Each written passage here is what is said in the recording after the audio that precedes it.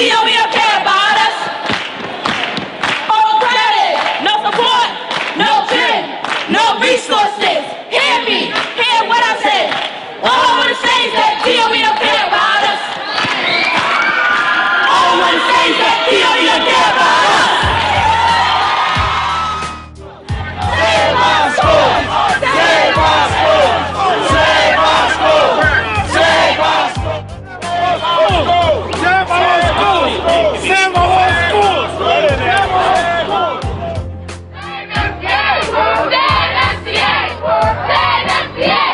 Our school is not only a school, it's a family. In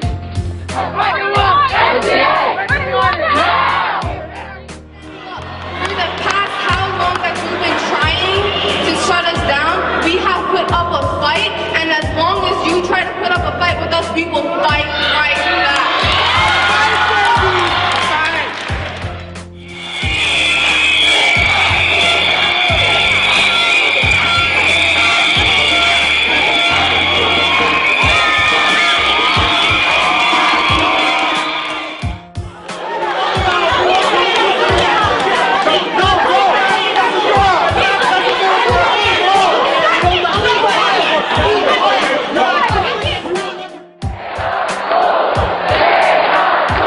In 2002, Mayor Michael Bloomberg took control over New York City schools.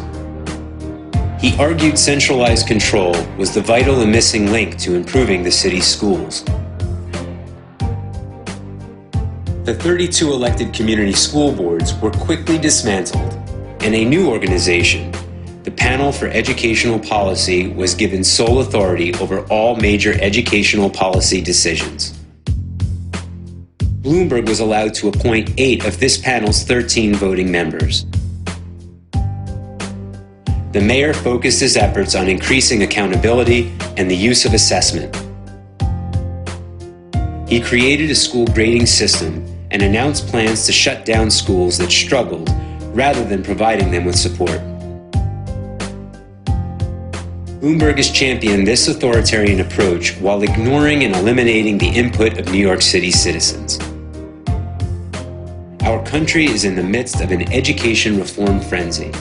Parents and teachers in New York no longer have a voice in the education conversation, and their plight has become common across the nation.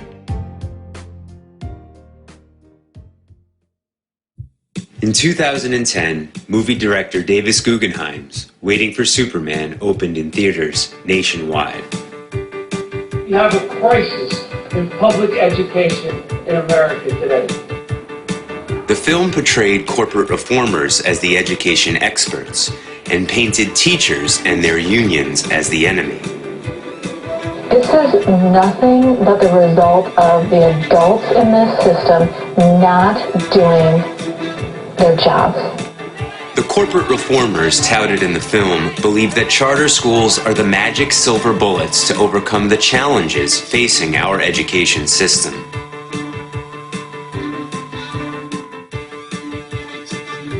I'm a big supporter of these successful charter schools, and so is the president. And that's why one of our top priorities is a $52 million increase in charter school funding for our FY 2010 budget. The reformers claim the most important determinant of academic success is the teacher. They intentionally minimize the effects of factors outside school in order to avoid addressing the impact of societal problems on education.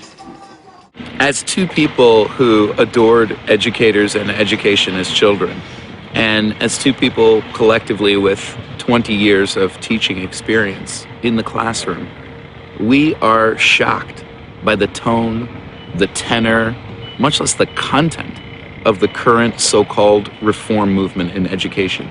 Our collective experience does not show us that placing public services in the hands of private entities, as featured in Waiting for Superman, will solve the problems that we face.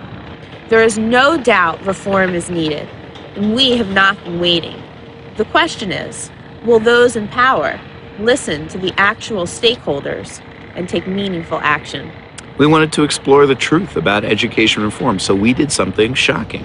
We spoke with parents and educators. Their perspectives shed light on the current movement for education reform, and their perspectives highlight the inconvenient truth behind waiting for Superman.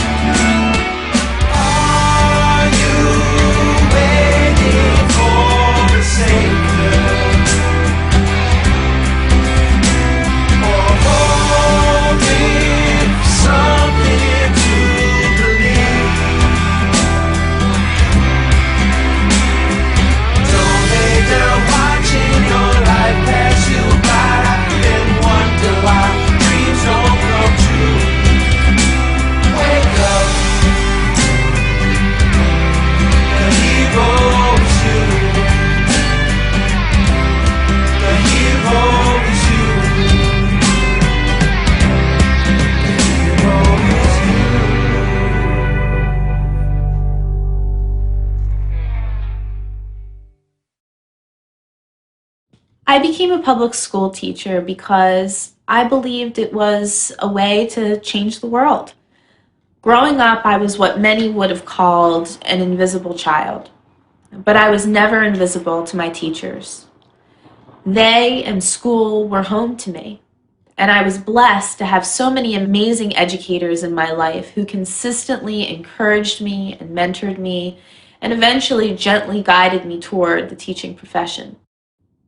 I figured if I could be in the position to pay even a small amount of my great fortune forward, it was my moral imperative to do so, and so I became an educator. I come from a long line of teachers. I remember going to the 90th birthday party of one of my great aunts in Detroit.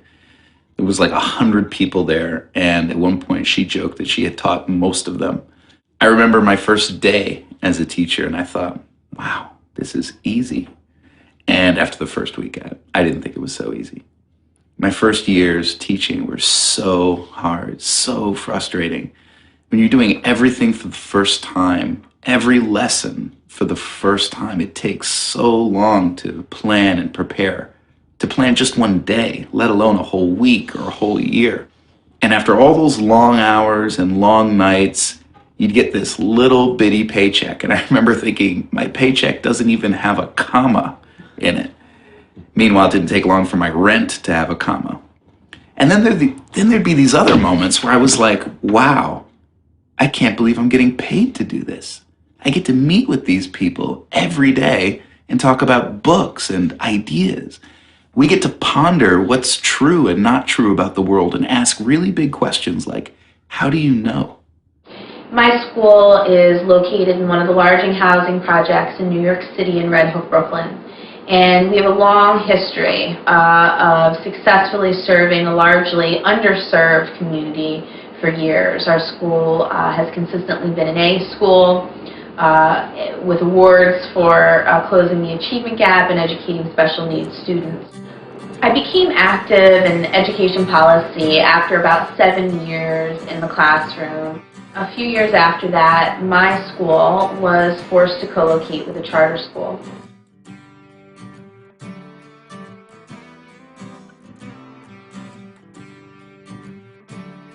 To have a charter school come into our community and for us to be forced to share our school building with them, where we had to give up space for children with special needs, where my kids were being serviced for speech and occupational therapy in corners and in shared classrooms and in hallways, all for the benefit of a charter school that was started by the Robertson family. Who are billionaires. The father, Julian Robertson, is a hedge funder who has donated millions to our mayor, Mr. Bloomberg's school change initiatives. It was quite shocking, and I think it highlights the insincerity and the cynicism behind this movement. And I had no choice but to stand up with my fellow educators and the parents and the kids that I serve. To protect our school, to protect our children, and to fight for children across the city who we knew would soon face the same fate as our successful public school.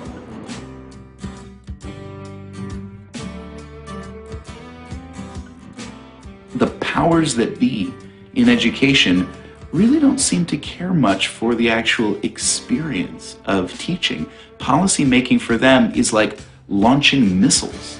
They sit far away in some kind of control tower somewhere, and they make decisions about what will be. It's like they push a button and launch a policy missile. It's not about spreading best practices from the classroom outward. At least it doesn't feel that way. It feels like that you're doing your job, and then their job is to drop bombs on you. At least that's part of why I think we see so many teachers leave. And they all started out just like me. They started out in it for the joy of teaching. But they left out of frustration.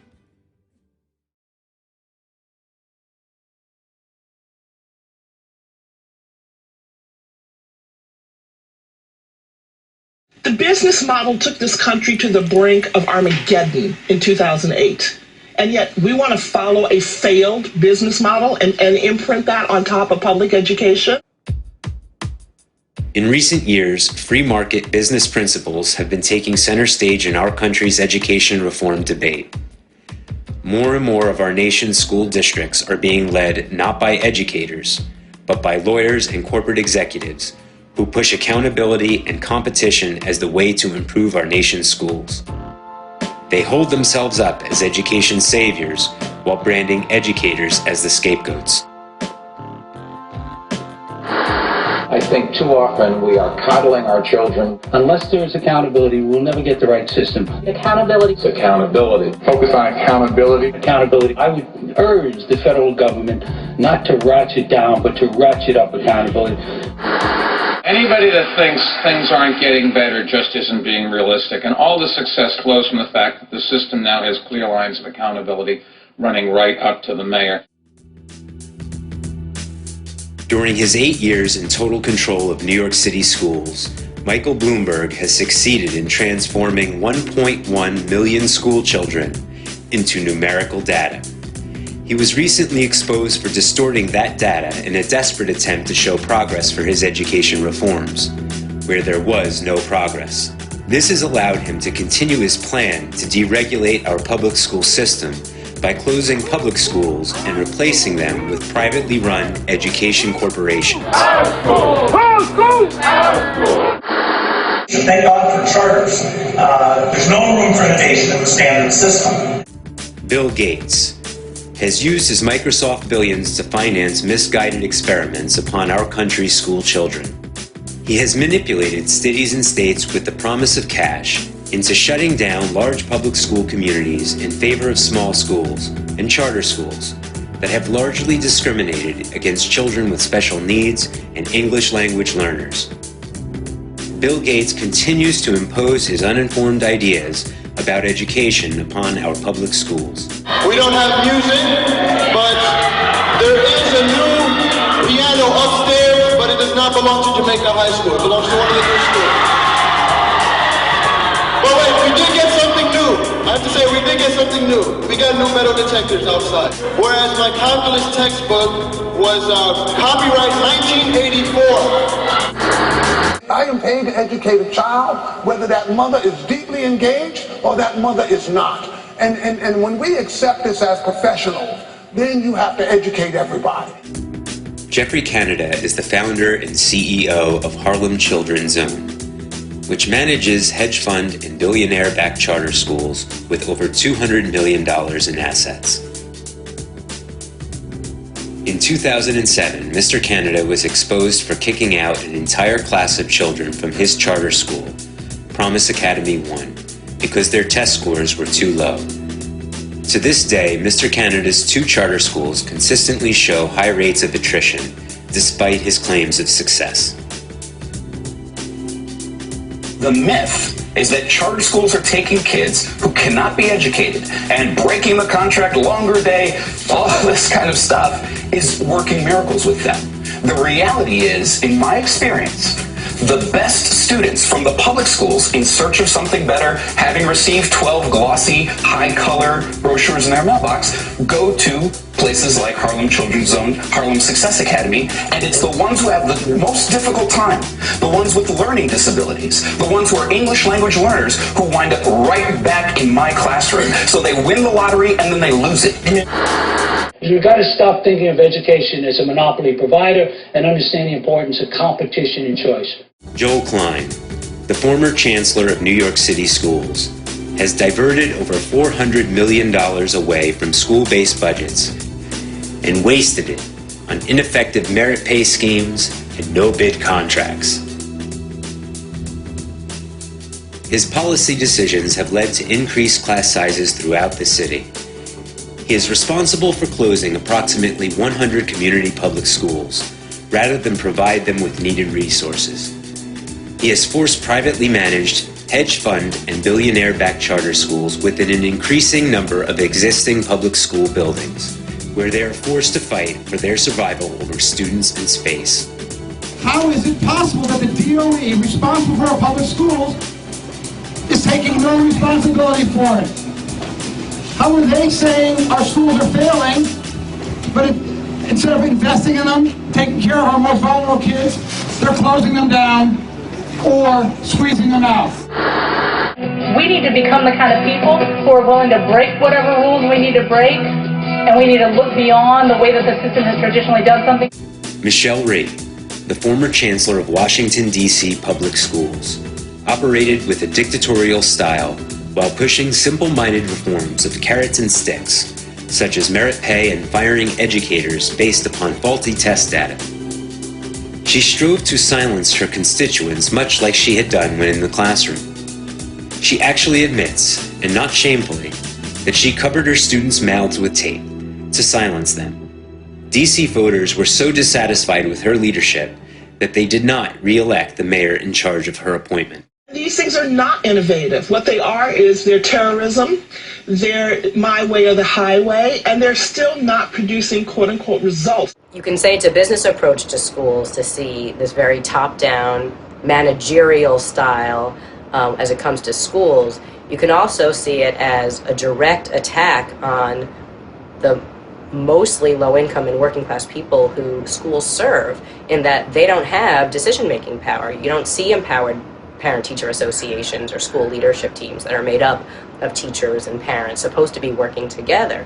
We see those stripped of their power. We've managed to really take the public out of public education, which has allowed the reformers to then take the education out of public education and replace it with this accountability game based on high-stakes testing and all kinds of phony measures that really don't measure the teaching and learning that real kids in real schools in real communities require. The corporate reform model's narrow and limited approach does not offer real solutions for our public schools. Instead of depending on a business model to fix our schools, we need to invest in proven education reforms. The only two factors proven to positively impact student achievement are class size and teacher experience. Corporate reformers demand these for their children, but not for all children.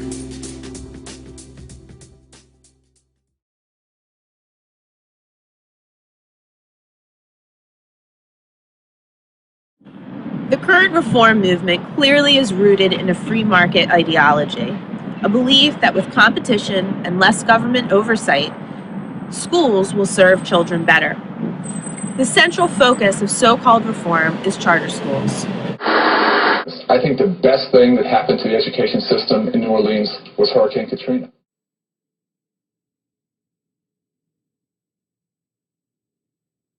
Surely the citizens of New Orleans would state otherwise, and so would the collective consciousness of our nation.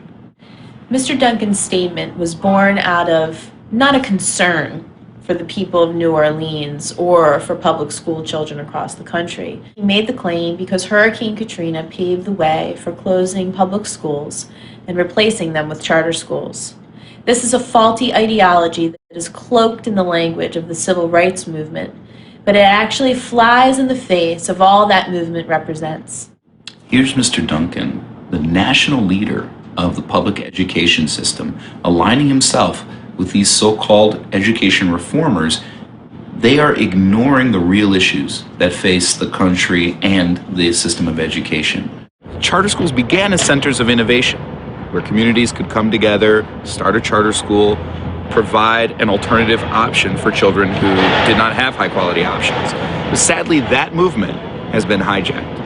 Charters are now run by corporate interests. They're not run by parents, which was the original idea. They're not run by educators, which was the original idea. They're certainly not run by the community or community leaders, which was the original idea of charter. It's money versus democracy. We have incredibly powerful, moneyed forces that are trying to privatize education to reduce the public costs, because most of them are paying for private schools for their own children, and they're not invested in the industry of public education.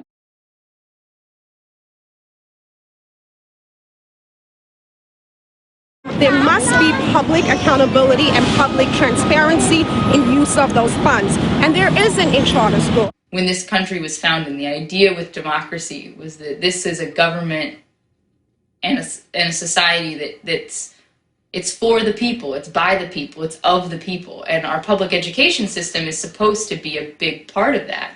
You know, everyone is guaranteed, regardless of race, of socioeconomic status, of family situation, of neighborhood, is guaranteed a free and quality public education. And I think what we see right now is actually that whole idea is being challenged with the charter school movement. Why do our kids have to win a lottery ticket to get a qualified education?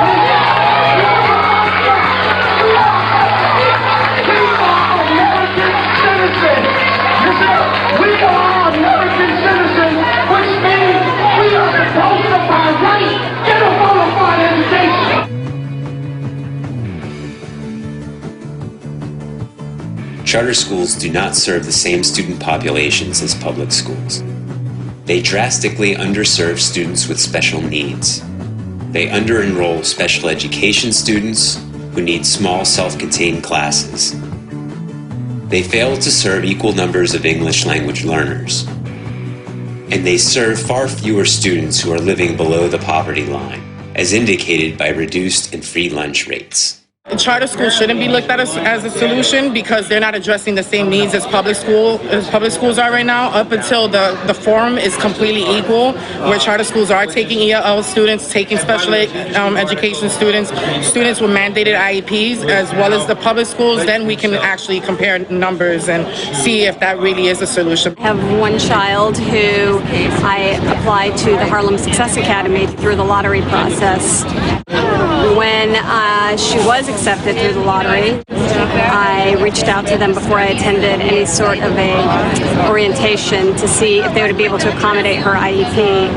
She has a 12-to-1-to-1 IEP for a year-round program with 4 different related services. They didn't respond to me through email at all. And finally, after the second meeting had come, I called them. I had a very difficult time getting through to them. Before I could even get the words 12-to-1-to-1 out of my mouth, they immediately told me that they would absolutely not be able to accommodate that sort of a child in their school. Children with special needs, like 2 of my own, are not welcome. The doors are not open to these children. They are treated like garbage and dismissed at will with no accountability. What the privatization model, though, does not do is provide a way for all students, all children, in all families, in all communities to have access to a quality education. That is the promise of this country. And those of us who will defend it believe it is a civil right. As I've come to learn more about the privatization of education and the so-called new reform movement, it's become clear to me that this, in fact, is a wolf in sheep's clothing. The truth is, charter schools are far less successful when compared with existing public schools than those with the drive to privatize would have the American public believe. Stanford University's Center for Research on Education Outcomes conducted the most comprehensive study on charter schools to date. It compared half of the nation's charter schools to neighboring public schools. The study showed that 46% of charters performed equal to public schools, while 37% of charters actually performed worse. What some of the most prominent charter schools have learned to create is the illusion of student improvement. As the number of students in red at KIPSTAR go down, the proficiency rates in blue go up. When looking only at the blue line for proficiency, it would appear that Kipstar has led its students to make dramatic improvements. However, if you look closely at the red enrollment line, you can see that the school lost over 20 students between 5th and 8th grade. Kipstar is just one of many celebrated charter schools where we see the same stark pattern of attrition coincide with student improvement. There's a whole phenomenon of students who win the lottery and then lose it because they are a special needs student or are more expensive or difficult to educate. We can't even count the number of times that maybe in November, maybe in December, maybe a couple weeks right before testing time, that a new student will arrive at my door. A new student who maybe got pushed out, bumped out, encouraged to leave charter school. PS30 opens its doors to every child.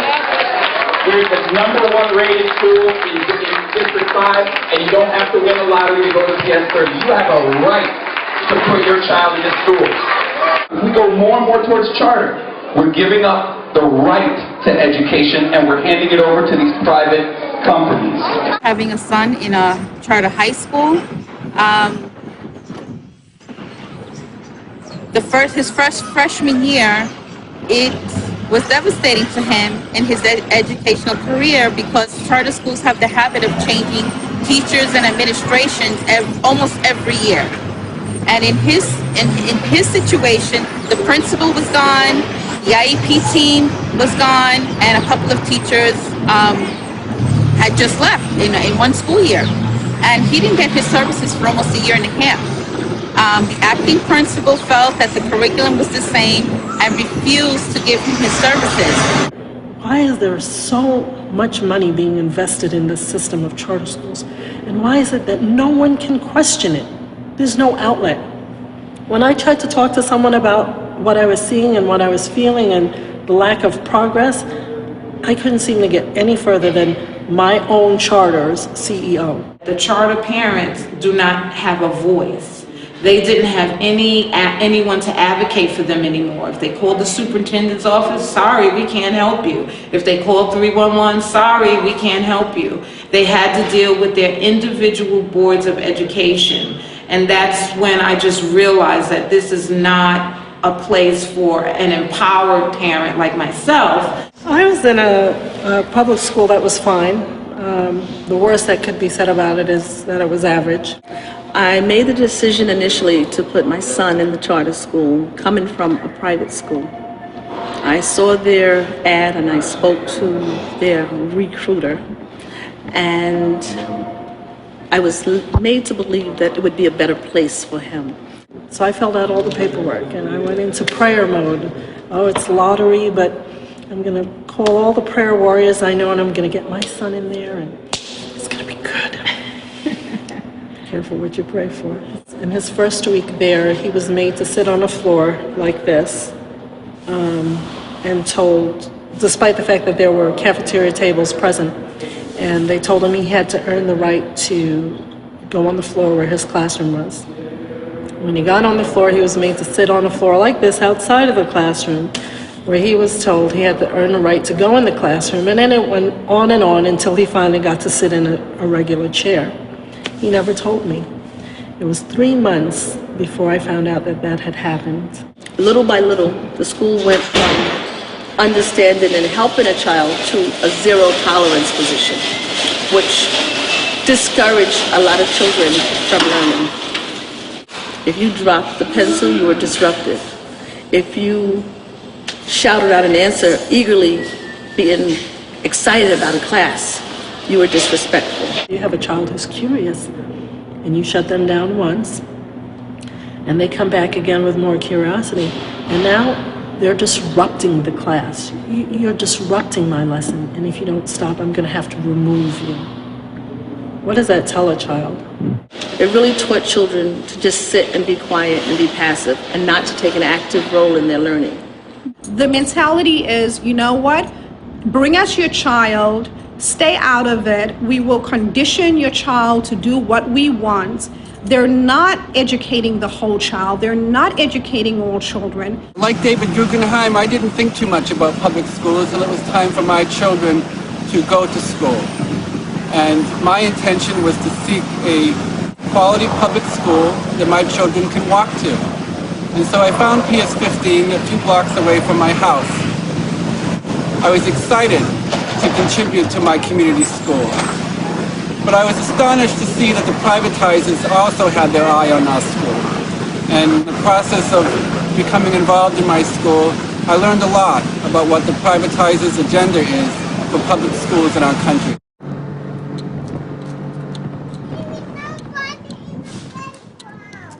I've experienced a double whammy with charter school issue, the charter school movement, in that even in my daughter's elementary school, we've been victimized to co-locate with a charter school.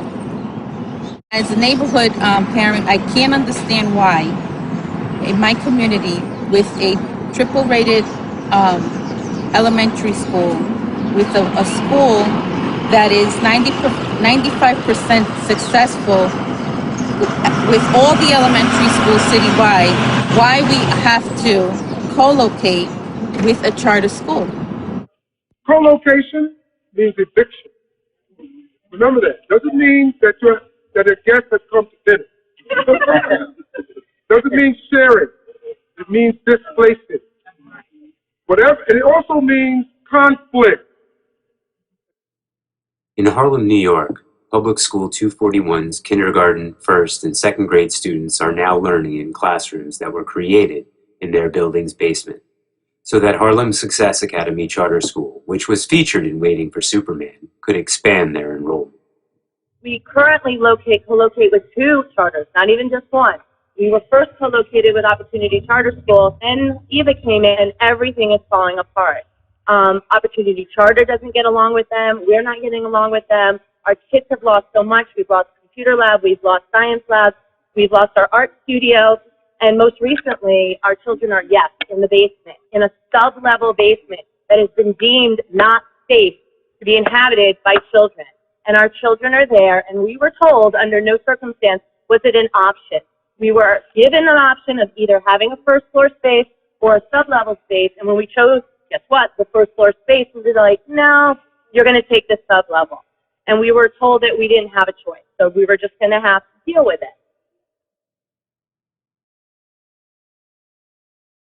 When I see charter schools and Mayor Bloomberg and Joe Klein and everybody smiling up on one side of the fence, and then I see all the little black kids and the Latino kids sitting up on the other side of the fence with their parents, all that reminds me of is Brown versus the Board of Education. Like, what was the point of that case if we're back to doing it now in the 20th century? Because we're basically segregating. Everybody is not, they're telling us, the law is you're equal but separate. You can't be equal, you're equal but separate. And that's what's happened now. Only difference is we're no longer equal and we are being separated. We're being separated by a minority class and the class that's minority, but they're middle class minority. And it shouldn't be that way. What you gotta do is think about it. This is another way where they conquer and divide us. This is something they want. They want to segregate a community. And I see them every day that I get up and wake up and come outside to take my child to school. I see the segregation in this community alone. And they don't even know the damage they continue to put on this community. In a nutshell, the Harlem Children's Zone is a petty bourgeois cloning factory for the world of corporate work. It is not a center that enhances the black community development, enhances the radical tradition of the Harlem community. That gets marginalized, that gets disappeared, that gets kicked to the curb. A handful of billionaires have been allowed to subvert our democracy by feeding the public distortions and lies, but by making their own contributions to cash-strapped school systems dependent on giving control over our schools to their favorite educrats or politicians. The right in all of its variations have taken over the language of the civil rights movement, the language of the human rights movement, the language of particularly of the Black liberation movement in the United States, to push their own concepts of schooling, not education. What the so-called reformers will not openly tell you is that their desire to push charter schools is not about putting children first, but rather it's about accessing what even they refer to as the largely untapped K-12 public education market. They are doing everything they can to undermine the health and stability of our neighborhood public schools so they can privatize and put charter schools in their place. This week, the Independent Budget Office confirmed what we have been saying for years now, that there is a deliberate policy to concentrate high-need students, students with special needs, English language learners, students who are homeless, students who are living in poverty, to concentrate them in schools in such high numbers that those schools find it more and more impossible to serve all their needs. Corporate reformers claim that a key way to improve education for our children is to close schools they have labeled as failing. They say that these schools, including some that have served communities for over 100 years, must be shuttered in order to provide their communities with more viable options. In many cases, those options are charter schools. Our state legislature changed the rules of the game in our accountability system, and they changed what the definition of a failing school was so that they could take over 107 of 122 schools. They chartered many of those schools. There were no public hearings because we weren't there. The public was gone. There were no public hearings. We had no choice in this. Charter schools are supposed to be about school choice, and there really is no choice in New Orleans. The inconvenient truth behind school closings and the proliferation of charter schools is that they are not solutions at all. Rather, they are part of a highly charged political agenda that fails to put our children first. From experience of being in a school that's supposed to be phased out, it is not a good one. The morale of the students is hit hard. Some of the students start to feel that they're not good enough to be in school. Closing schools seems to be more important than the improvement of our youth. When the DOE makes decisions behind our backs, it's the students that get hurt the most. Taking away our school is like taking a person off for life support. You will cut it off for lifeline. It launches our debate club, our chess team, our choir, our robotics club, and even our partnership with Citigroup that actually mentored and gave internships at headquarters to millions of students, which I was a part of. Majority of these programs were safe spots and gave students the chance to hang out in school and learn. By cutting these programs, most of the students now go out to the streets. If the DOE has the heart to criticize Robeson and all these other schools, they should have the heart to help us. You can't expect a masterpiece without any art supplies. There are success stories at Robeson, and you are looking at one right now. It's the DOE's fault that we're in this situation right now. The DOE has us using our school as a place to shove students in who have sadly been pushed out of their schools. This has been a key method into making Kennedy a low-performing high school year after year. Where will future English language learners and special needs students go if John F. Kennedy High School no longer exists? We're going around in this little hamster ball, and Bloomberg, the state senate, Governor Cuomo, they're just looking down and just watching this infighting. And as long as it stays with us, I feel like there's satisfaction. We really want to take this to Bloomberg. We really want to take this to our leaders and say enough is enough. Our children are suffering, we are suffering, and this is just no longer acceptable.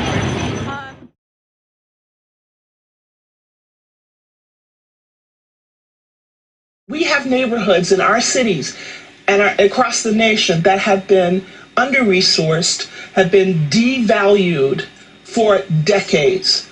And for some reason or other, the schools are supposed to fix all that and change that.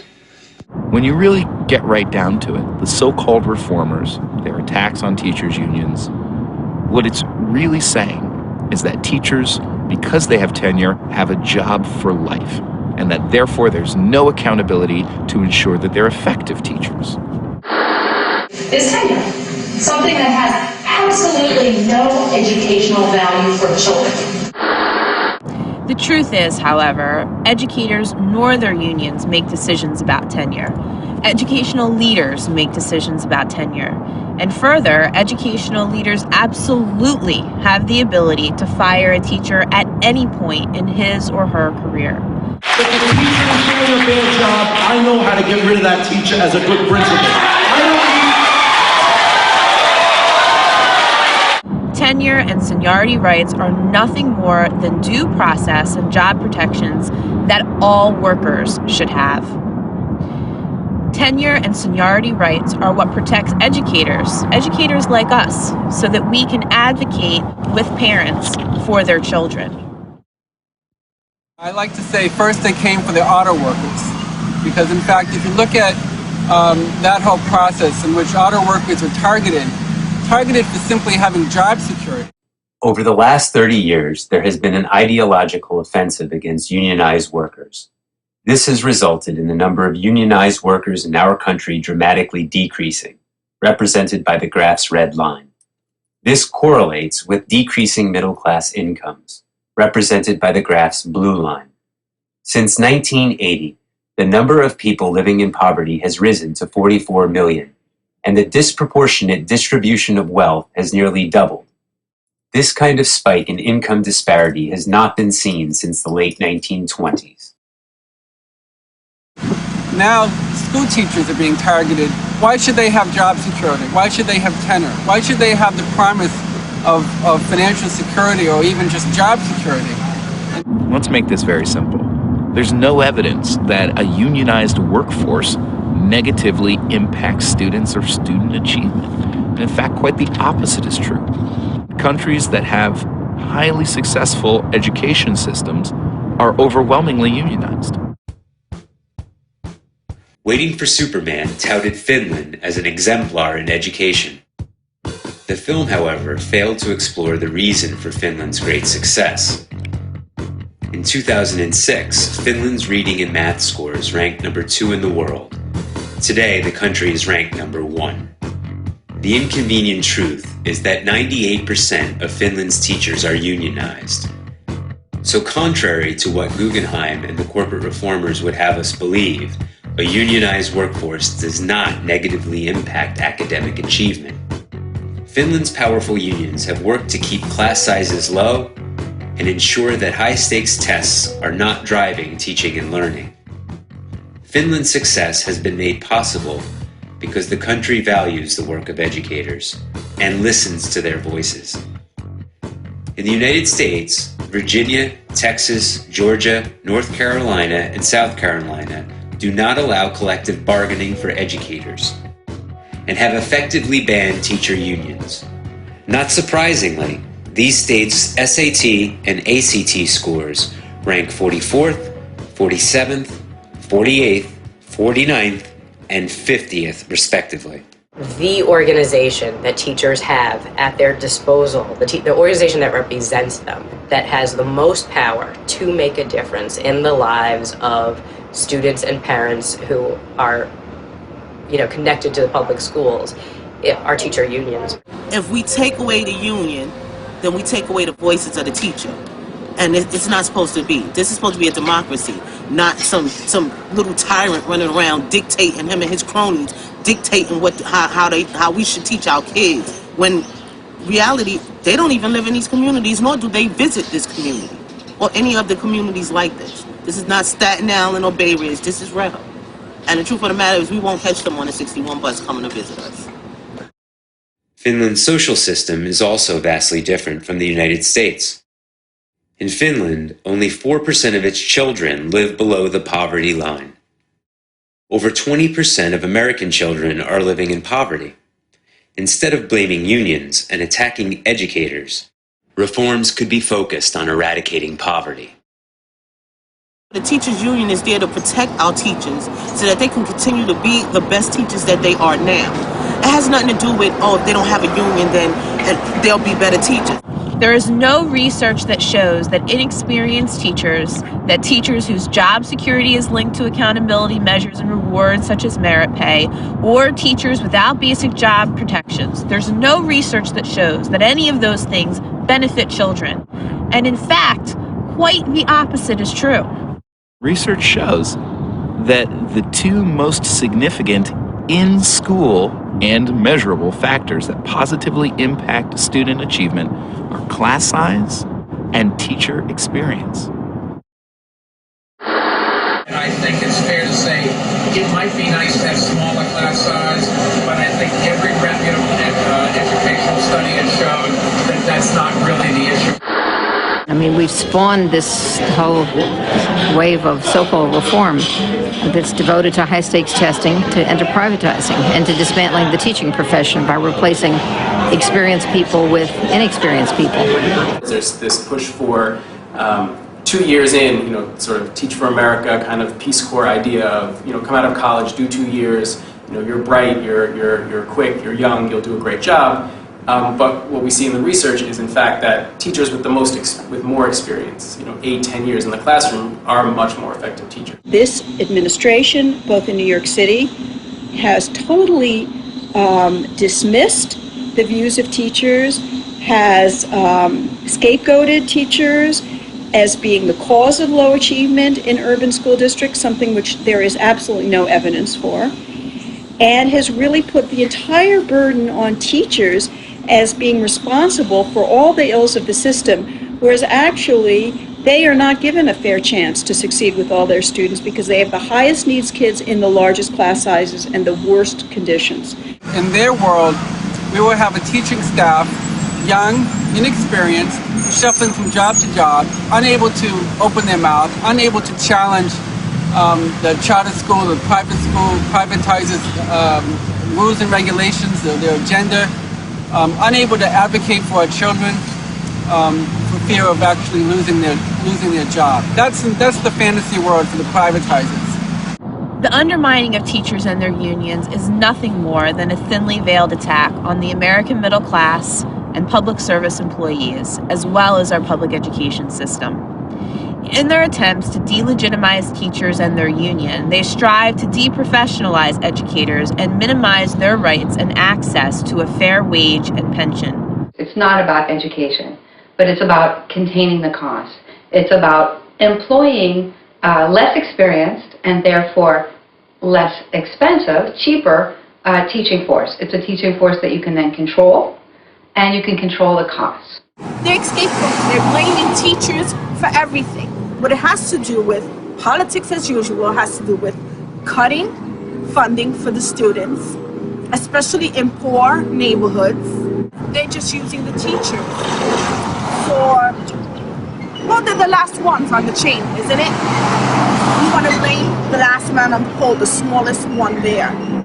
Not only is the emphasis on blaming teachers tremendously misguided, but it's likely to hurt not just the profession, but our highest need students, because what kind of teacher is going to want to teach in a school where they are castigated, where they are scapegoated, where their school is threatened with being closed down and they are being fired on the basis of standardized test scores, when they know that they're facing the greatest challenges every day with the students that they see, immigrant kids, poor kids, minority kids. These are our heroes. These are the people who are working under the worst conditions, and these are the people who should be celebrated, not always scapegoated for the inequitable conditions that are placed on them by our cities, states, and now the federal government.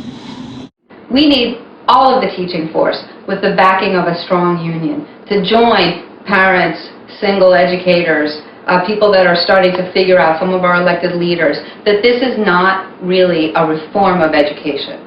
This is another game. If we want to improve teaching and learning in our schools, we need to bring the unions and the communities together and come back to more local decision making about what is best for kids and communities.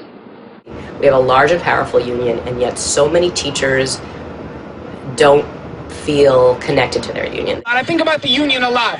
And I think about the way I became a teacher 6 years ago, and I got into teaching. I thought, oh, I'm joining a union. This is going to be amazing. They're going to organize me. They're going to educate me. They're going to mobilize me. And we're going to do the social justice work that I want to do inside and outside of my classroom. It didn't happen. We are the union. I spent 6 years. I've been 6 years trying to figure out why is this not happening? Where are they? If you're a teacher in the UFT, raise your hand right now. The UFT is the most powerful union in this city. We need to move the union forward. We need to make the union a force for social justice, a force for racial justice and economic justice in our city, in our country.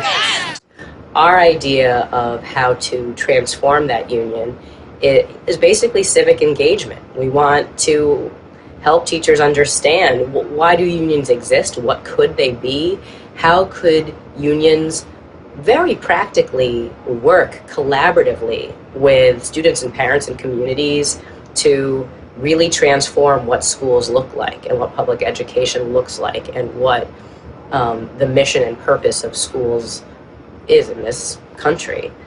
So.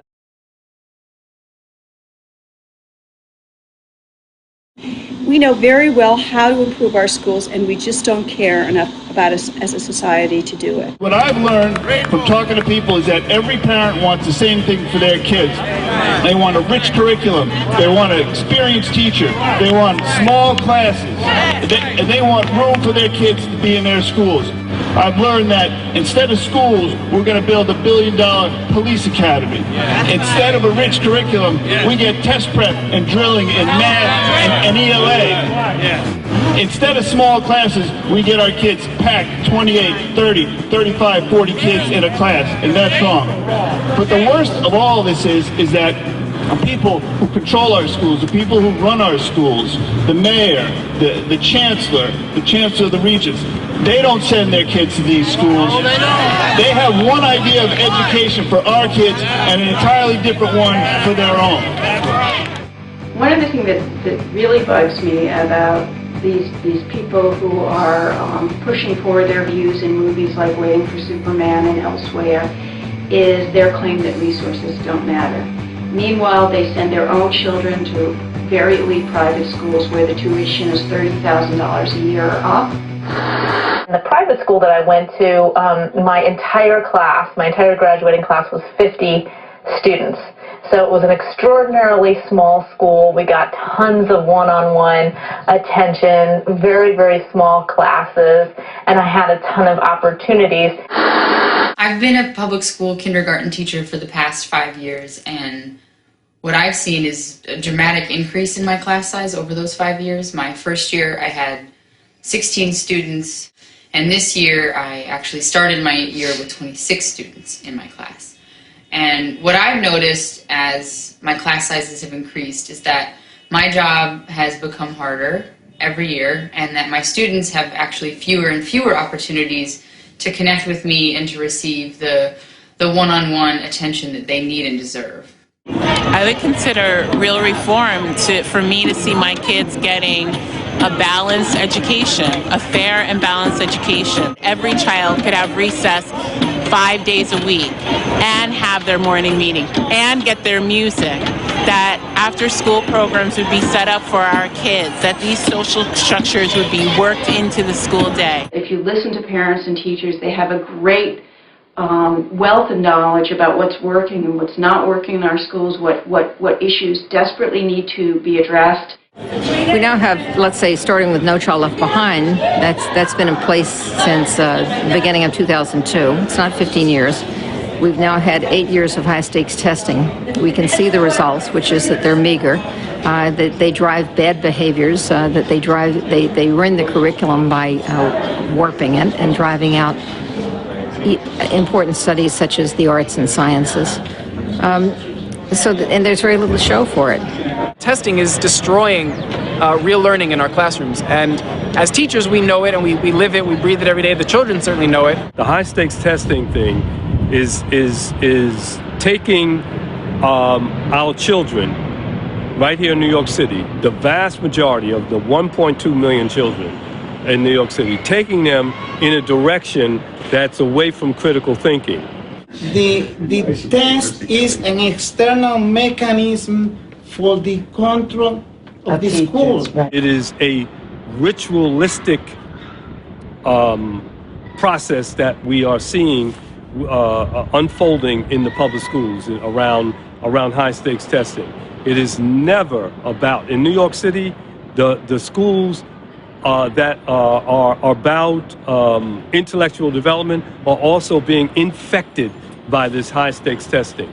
When you can bring in things that reflect the experience, the lived experience of the students, it connects their education, their experience in school with their real life. And this is something that testing eliminates, and a lot of the scripted curriculums eliminate. They eliminate this connection between life and learning.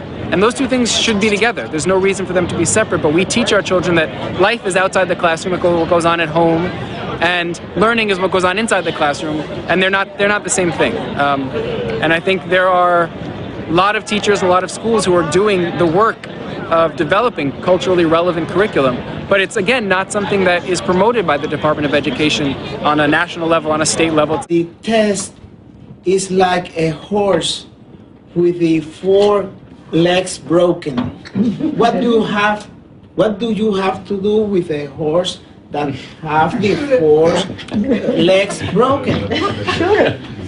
Yeah. There are hotbeds of innovation going on in public schools that are being ignored. And in fact, my school is, under threat of closure because we haven't met our annual yearly progress. But that's not because we're not doing quality education. And when people come and from the state and talk to us and ask us why, if you're doing such great education, why aren't you doing well on the tests? I say to them, you're asking the wrong question. The question is, if we're doing such great education, what is wrong with your tests? Why aren't your tests responsive to what real educators know is good for our children? What we need are schools which are humane places, where children are treated as individuals with strengths and weaknesses, all of which can be addressed, and not as simple data points. Now more than ever, it's time for our communities to come together in support of one another. Whether we're struggling in our unions, in our workplaces, or right on the ground in this K-12 struggle in our schools. We want to be partners in this system, not competitors, as we feel like we've been for the last 10 years. We must go forward together, but in a means that is principled, democratic, and progressive for our children's sake. The reform movement should definitely include parents coming to the table to be engaged and mostly empowered, where we have more checks and balances with the parent and the community input. The people closest to the problem get together and through discourse and debate develop solutions that are appropriate to the local problems in front of them. And we've really lost that with centralization. In New York City, it's through the force of mayoral control. We definitely need to increase parent engagement in the schools, create the perfect dialogue for parents and teachers to engage and be a part of the classroom setting, because all the data, the real data, shows that parents are the integral part and the key part of any child's success in education. They need to be more focused on the children, focused on the teachers, focused on community, focused on parents. If you get those 3 together, everything else will fall in place.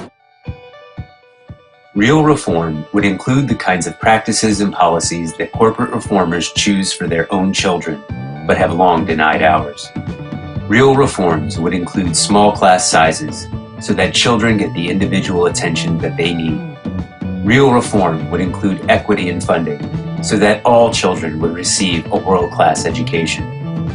Real reform would include anti-racist educational policies and a culturally relevant curriculum so that our schools are responsive to the communities and the children they serve. Real reform would include more teaching and less testing so that we grow critical thinkers and thoughtful and engaged citizens. These are the real reforms that would build the foundation, allowing education to be the vehicle for social justice in our nation. The teachers and the parents, we all have this understanding that we want the best for our children and that we're not going to stand back and let anything prevent that. This is an education system. It's not a business. Thank you. We teach children by what we say and by what we do. There's the explicit instruction we provide in class every day. We teach literacy, mathematics, history, art, science, the knowledge and skills we think children need to be successful. But we teach children in another way as well. We provide implicit lessons by what we do. We're supposed to live in a democracy. What are we teaching young people when we reorganize schools to make them less democratic? We teach students about the importance of voting, but then hand their education over to unelected millionaires and billionaires. What are we teaching when we make our schools compete for resources? We're teaching the wrong lessons.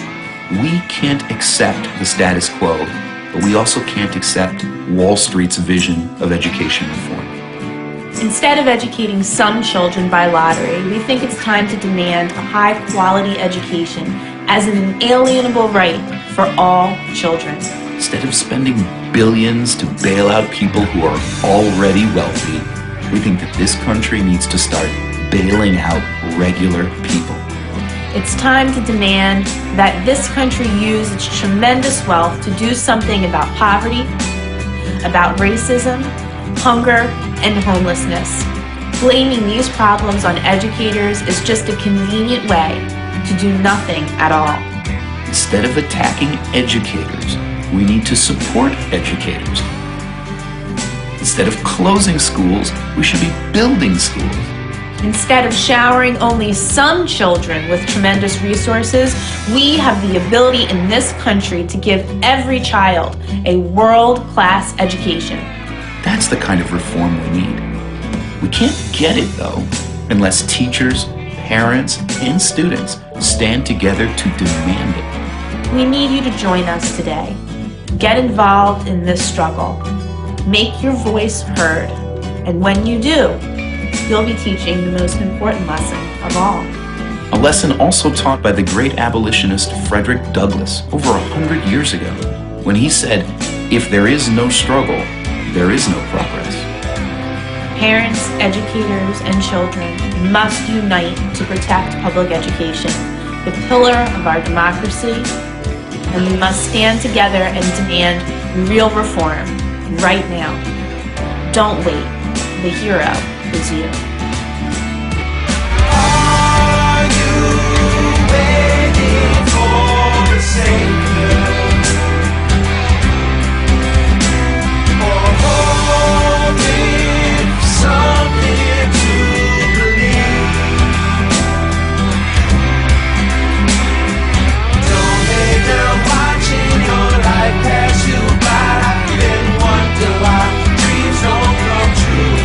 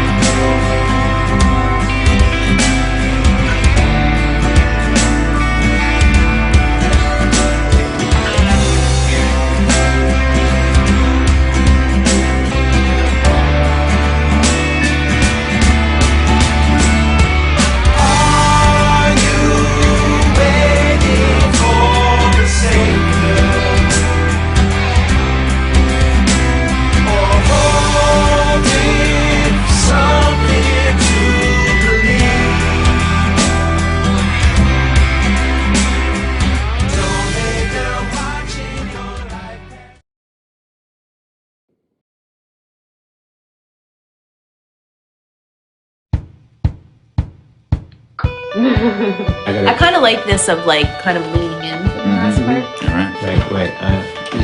Hold on. I got that picture. She's a little bit of shadow, but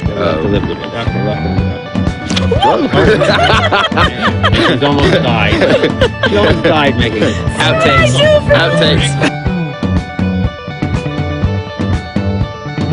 May I have your attention, please? Will the real education reformers please stand up?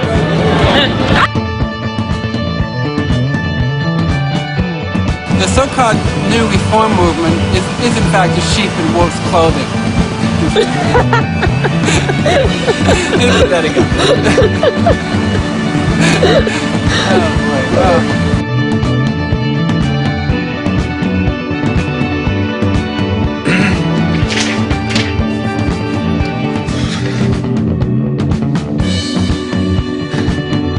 In 2010, movie director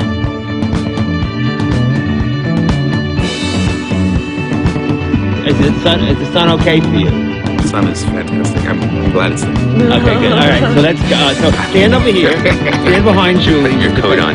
Will Julie hold the papers? Yeah, you can put your coat Move back on. a little. Okay.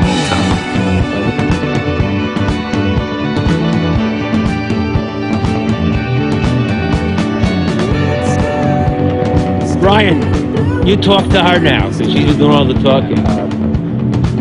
What are you trying to say? Go ahead. Thank you. Please stand up! Please stand up!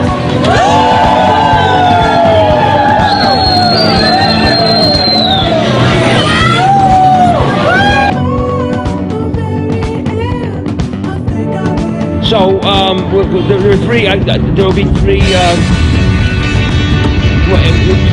prison, school to prison pipeline, the charter school. We can stop at any point and that's So, okay, just, let's start with whatever issue you want.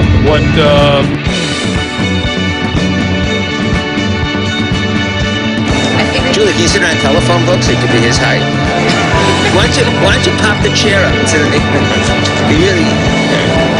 I'll tilt the camera. Okay. So this is the first one.